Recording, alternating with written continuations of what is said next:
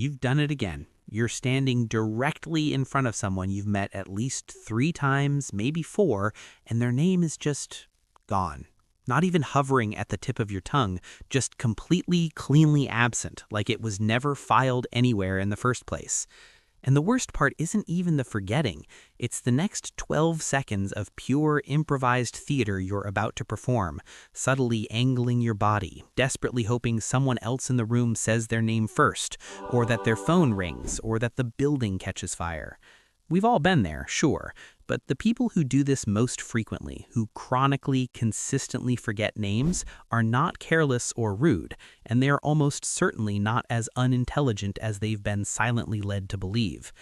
There's actually something very specific happening in their brains, and once you understand it, you'll never feel guilty about it the same way again. So let's start with when you meet someone new. Your brain is doing an enormous amount of work simultaneously, reading their face, registering tone and figuring out context, calculating where you stand socially and whether this person likes you or whether you even like them, thinking about what you're supposed to say next. Your working memory, the short-term holding space in your prefrontal cortex, is essentially juggling 6 things at once, and into that exact moment of cognitive chaos, someone hands you a single arbitrary sound, their name. Hi, I'm Kevin. Kevin. Okay. Kevin doesn't mean anything. It doesn't connect to anything you already know. It doesn't trigger a concept, an image, a feeling, or an association. It just sits there, isolated in a brain that is frankly too busy to babysit it. Psychologists actually have a name for why this happens. In 1987, researchers McWeeny and Ellis published a fascinating study demonstrating what's now called the Baker-Baker paradox. They told one group of participants that a person in a photo was a baker by profession and told a separate group that the same person's surname was Baker. Days later, the people who learned the occupation remembered it far more easily than the people who learned it as a name.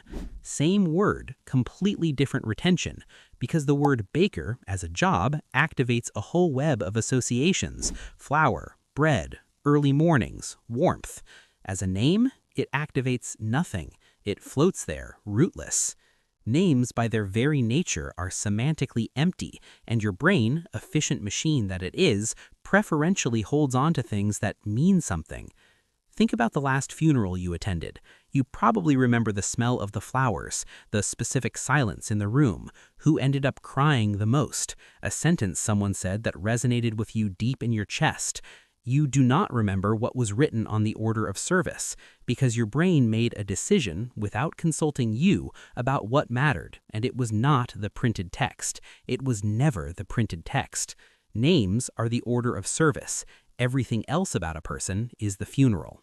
Now, where it might get a little uncomfortable because it's more personal than most people want to admit, a significant portion of chronic name forgetters are people who are extremely in their own heads during social interactions, though in an anxious way rather than an arrogant one. While the other person is introducing themselves, these people are internally narrating.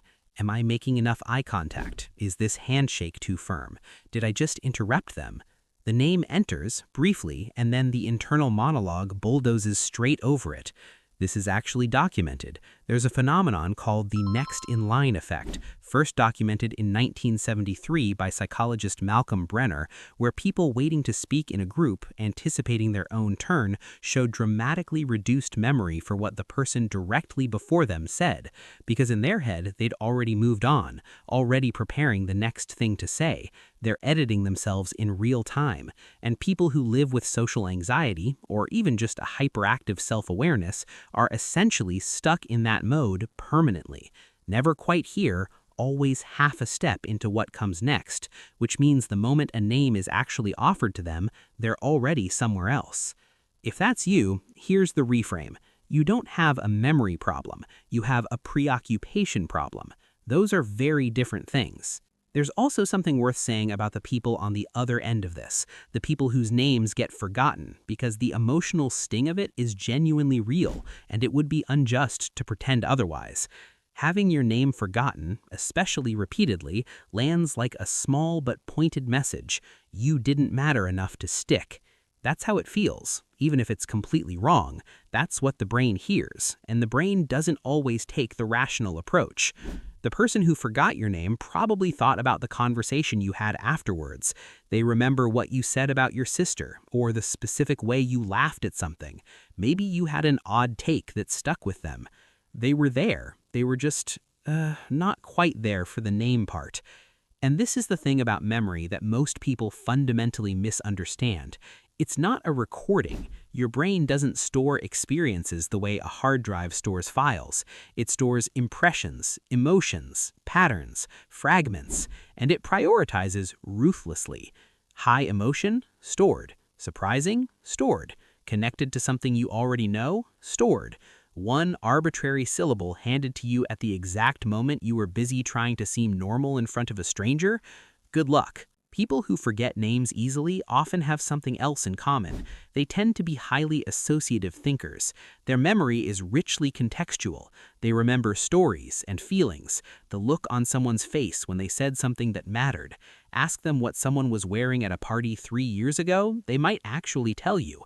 Ask them the name of the person standing next to them, blank, because their brain was cataloging everything except the label. This isn't a flaw in the mind. It's just a particular architecture, one that is frankly better suited to storytelling, to emotional attunement, to the kind of listening that makes people feel genuinely understood, and worse suited to the specific mechanical task of holding and remembering what someone was called under social pressure. None of this means you shouldn't try to get better at it, by the way. Repeating someone's name back immediately when you meet them, connecting it to a visual or a person you already know. These things work, and they work because you're doing manually what your brain refuses to do automatically, building the association that wasn't there. You're essentially constructing a little bridge between Kevin and something that already has a place in your mental landscape.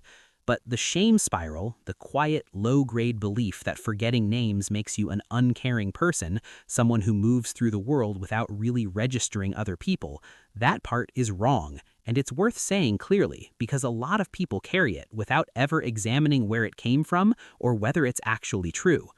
You are not absent or dismissive. You are someone whose brain prioritizes differently, gets hijacked by its own internal weather, and sometimes fails at the single least interesting thing about a person, the arbitrary sound their parents assigned them before they'd done a single thing worth remembering. The name was always the least of it. What you remember about people, the real stuff, the texture of who they are, that part, that's still there. That's been there the whole time. If you're interested in exploring some of my explanations further, I've put together a collection of books that dive deeper into psychology, human behavior, and independent thinking. You can find the full list on my bookshop page through the link in the description and pinned comment. And if you enjoy content like this, consider subscribing and turning on the notification bell so you don't miss future uploads.